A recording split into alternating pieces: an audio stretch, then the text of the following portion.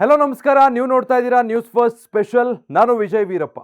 ಬೆಂಗಳೂರು ಲಕ್ಷಾಂತರ ಜನರಿಗೆ ಬದುಕು ಕಟ್ಟಿಕೊಳ್ಳೋದಕ್ಕೆ, ಜೀವನದಲ್ಲಿ ನೆಲೆ ನಿಲ್ಲೋದಕ್ಕೆ ಅವಕಾಶ ಮಾಡಿಕೊಟ್ಟಿರೋ ನಗರ. ಹಲವಾರು ಕಾರಣಗಳಿಗೆ ಬೆಂಗಳೂರು ಆಗಾಗ್ಗೆ ಇಂಟರ್ನೆಟ್ನಲ್ಲಿ ಚರ್ಚೆಯಲ್ಲಿರುತ್ತೆ. ಒಂದೋ ರಸ್ತೆಗಳ ಅವ್ಯವಸ್ಥೆ, ಅಥವಾ ಅತಿಯಾದ ಟ್ರಾಫಿಕ್ ಕಿರಿಕಿರಿ, ಅಥವಾ ಚಾಲಕರು ಮತ್ತು ಪ್ರಯಾಣಿಕರ ನಡುವಿನ ಕಿರಿಕು, ಹೀಗೆ. ಆದರೆ ಇದೆಲ್ಲದರ ಹೊರತಾಗಿ ಈಗ ಮತ್ತೊಂದು ವಿಚಾರಕ್ಕೆ ಬೆಂಗಳೂರು ಸುದ್ದಿಯಲ್ಲಿದೆ. ಅದು ಕಾಸ್ಟ್ ಆಫ್ ಲಿವಿಂಗ್. ಹೌದು, ಬೆಂಗಳೂರಲ್ಲಿ ಎಷ್ಟು ದುಡಿದ್ರೂ ಸಾಲೋದಿಲ್ಲ. ಇಲ್ಲಿನ ಜೀವನ ವೆಚ್ಚ ಬಹಳ ಹೆಚ್ಚು. ದುಡ್ದಿದ್ದೆಲ್ಲನೂ ಅಲ್ಲಿಗೆ ಸರಿ ಹೋಗುತ್ತೆ. ಎಷ್ಟೇ ದುಡಿದ್ರೂ ಏನು ಉಳಿಸೋದಕ್ಕೆ ಸಾಧ್ಯ ಆಗಲ್ಲ ಅನ್ನೋ ಸಹಜ ಚರ್ಚೆಗಳು ನೀವು ಬಹಳಷ್ಟು ಜನರ ಬಳಿ ಕೇಳಿರ್ತೀರ ಅಲ್ವಾ?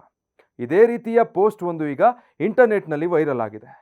ಆಪ್ಟಿಮಲ್ ಅನಿಮಲ್ 90 ಈ ರೀತಿಯ ಒಂದು ಅಕೌಂಟ್ನಿಂದ ಬೆಂಗಳೂರಿನ ಕುರಿತು ಮಾಡಲಾಗಿರುವಂಥ ಪೋಸ್ಟ್ ಒಂದು ವೈರಲ್ ಆಗಿದ್ದು, ಈ ಮಹಾನಗರದಲ್ಲಿ ತಿಂಗಳಿಗೆ 50ರಿಂದ 60 ಸಾವಿರ ದುಡಿದ್ರೂ ಒಂದು ಸಾಮಾನ್ಯ ಕುಟುಂಬಕ್ಕೆ ಜೀವನ ನಡೆಸೋದಕ್ಕೆ ಈ ಹಣ ಸಾಲೋದಿಲ್ಲ.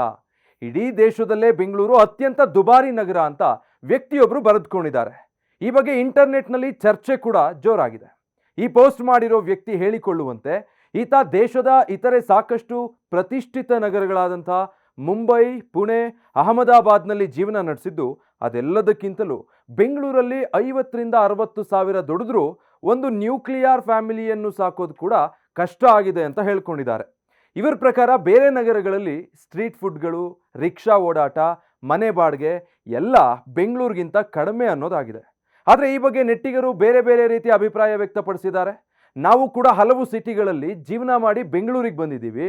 ಮುಂಬೈ, ಹೈದರಾಬಾದ್ನಂತಹ ಸಿಟಿಗಳಿಗೆ ಹೋಲಿಸಿದ್ರೆ ಬೆಂಗಳೂರಲ್ಲಿ ಜೀವನ ನಡೆಸೋದು ಸುಲಭ ಮತ್ತು ಚೀಪ್ ಅಂತ ಹೇಳಿದ್ದಾರೆ. ಆದರೆ ಇನ್ನು ಕೆಲವರು ಈ ವ್ಯಕ್ತಿಯ ಪೋಸ್ಟ್ಗೆ ಸಹಮತ ಸೂಚಿಸಿದ್ದಾರೆ. ಗುಣಮಟ್ಟದ ಜೀವನ ಶೈಲಿ ಮತ್ತು ದೈನಂದಿನ ಖರ್ಚಿನ ನಿರ್ವಹಣೆ ನಮ್ಮ ಕೈಯಲ್ಲಿರುತ್ತೆ.